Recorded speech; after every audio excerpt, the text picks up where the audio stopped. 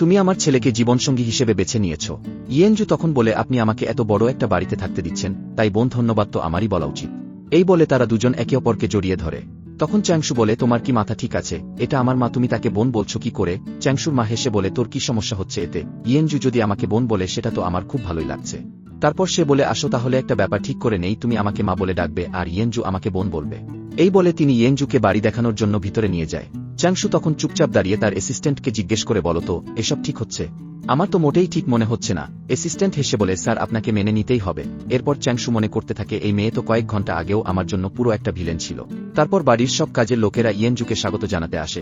তখন চ্যাংশুর মা ইয়েনজুকে বলে আমি জানি তুমি অনেক বছর পাহাড়ে থেকেছ, অনেক কষ্ট করেছ, কিন্তু এখন আর কোনো কষ্টের দরকার নেই। আমি তো তোমার বোনের মতো, তুমি এটা ভেবে নাও যদি কখনো চ্যাংশু তোমাকে ডিভোর্সও দিয়ে দেয় এই বাড়ি তখনও তোমারই থাকবে, তুমি যখন খুশি এখানে আসতে পারো।